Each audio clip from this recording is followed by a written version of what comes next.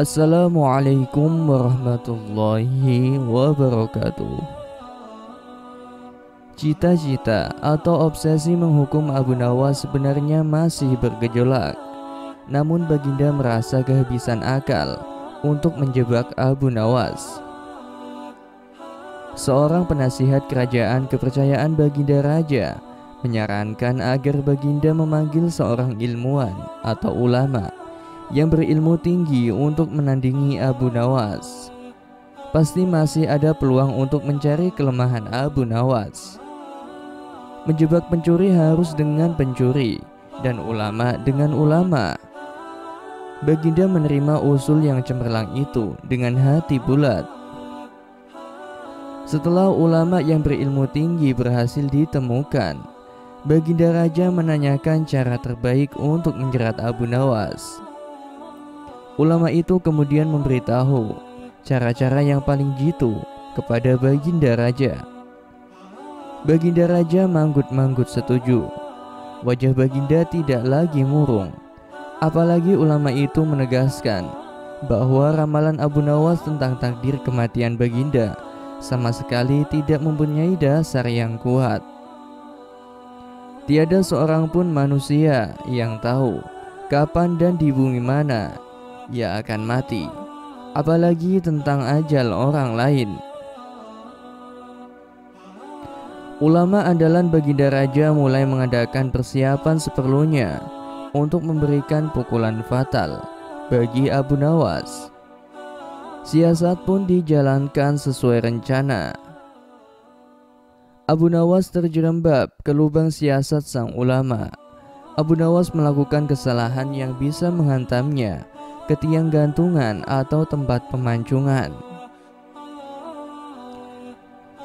Benarlah peribahasa yang berbunyi, sepandai-pandainya tupai melompat, pasti suatu saat akan terpeleset. Kini Abu Nawas benar-benar mati kutu. Sebentar lagi ia akan dihukum mati karena jebakan sang ilmuwan ulama. Benarkah Abu Nawas sudah keok? Kita lihat saja nanti. Banyak orang yang merasa simpati atas nasib Abu Nawas, terutama orang-orang miskin yang tertindas, yang pernah ditolongnya. Namun derai air mata para pecinta dan pengagum Abu Nawas tak akan mampu untuk menghentikan hukuman mati yang akan dijatuhkan. Baginda Raja Harun al-Rasyid benar-benar menikmati kemenangannya. Belum pernah Baginda terlihat seriang sekarang. Keyakinan orang banyak bertambah mantap. Hanya satu orang yang tetap tidak yakin bahwa hidup Abu Nawas akan berakhir setragis itu, yaitu istri Abu Nawas. Bukankah Allah Azza wa Jalla lebih dekat daripada urat leher? Tidak ada yang tidak mungkin bagi Allah yang maha gagah. Dan kematian adalah mutlak urusannya. Semakin dekat hukuman mati bagi Abu Nawas, banyak orang semakin resah. Tetapi bagi Abu Nawas malah sebaliknya, semakin dekat hukuman baginya, semakin tegar hatinya. Baginda Raja tahu bahwa ketenangan yang ditampilkan Abu Nawas hanyalah merupakan bagian dari tipu dayanya. Tetapi Baginda Raja telah bersumpah pada diri sendiri bahwa beliau tidak akan terkecoh untuk kedua kalinya. Sebaliknya Abu Nawas juga yakin selama nyawa masih melekat, maka harapan akan terus menyertainya. Tuhan tidak mungkin menciptakan alam semesta ini tanpa ditaburi harapan-harapan yang menjanjikan, bahkan dalam keadaan yang bagaimanapun gawatnya. Keyakinan seperti inilah yang tidak dimiliki oleh Baginda Raja dan ulama itu. Seketika suasana menjadi hening. Sewaktu Baginda Raja memberi sambutan singkat tentang akan dilaksanakannya hukuman mati atas diri terpidana mati Abu Nawas. Kemudian tanpa memperpanjang waktu lagi, Baginda Raja menanyakan permintaan terakhir Abu Nawas. Dan pertanyaan inilah yang paling dinantikan Abu Nawas. Adakah permintaan yang terakhir, wahai Abu Nawas? Ada, Paduka yang mulia, jawab Abu Nawas singkat. Sebutkan, kata Baginda. Sudilah kiranya hamba diperkenankan untuk memilih hukuman mati yang hamba anggap cocok, wahai baginda yang mulia, pinta Abu Nawas. Baiklah, kata baginda menyetujui permintaan Abu Nawas. Paduka yang mulia, yang hamba pinta adalah bila pilihan hamba benar, hamba bersedia dihukum pancung. Tetapi jika pilihan hamba dianggap salah, maka hamba dihukum gantung saja, kata Abu Nawas memohon. Engkau memang orang yang aneh. Dalam saat-saat yang amat genting pun engkau masih sempat bersenda gurau. Tetapi ketahuilah, bagiku segala tipu muslihatmu hari ini tak akan bisa membawamu kemana-mana, kata baginda sambil tertawa.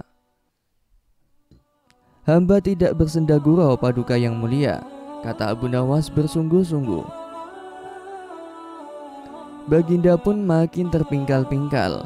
Belum selesai baginda raja tertawa-tawa, Abu Nawas berteriak dengan nyaring, hamba minta dihukum pancung. Semua orang yang hadir pun kaget. Orang banyak belum mengerti mengapa Abu Nawas membuat keputusan begitu. Tetapi kecerdasan otak baginda raja menangkap sesuatu yang lain, sehingga tawa baginda yang semula berderai-derai mendadak terhenti. Kening baginda berkenyit mendengar ucapan Abu Nawas. Baginda raja tidak berani menarik kata-katanya karena disaksikan oleh ribuan rakyatnya. Beliau sudah terlanjur mengabulkan Abu Nawas menentukan hukuman mati yang paling cocok untuk dirinya. Kini kesempatan Abu Nawas membela diri. Baginda yang mulia, hamba tadi mengatakan bahwa hamba akan dihukum pancung. Kalau pilihan hamba benar, maka hamba akan dihukum gantung.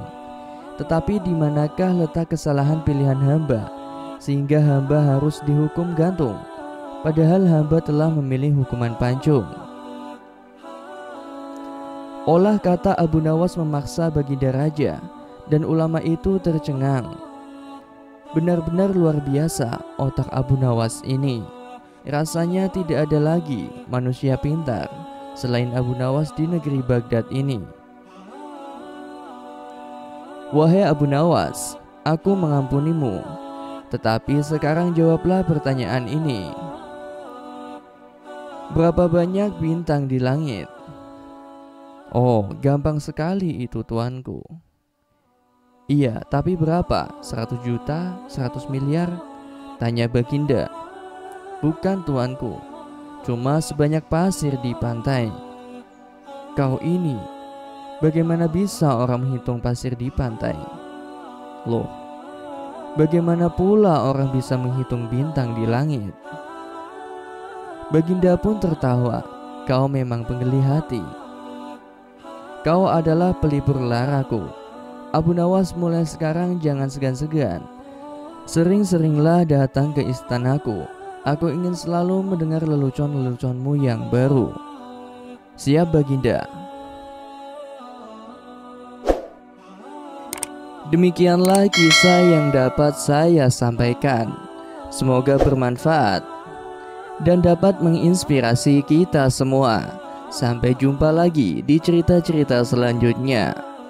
Wassalamualaikum warahmatullahi wabarakatuh.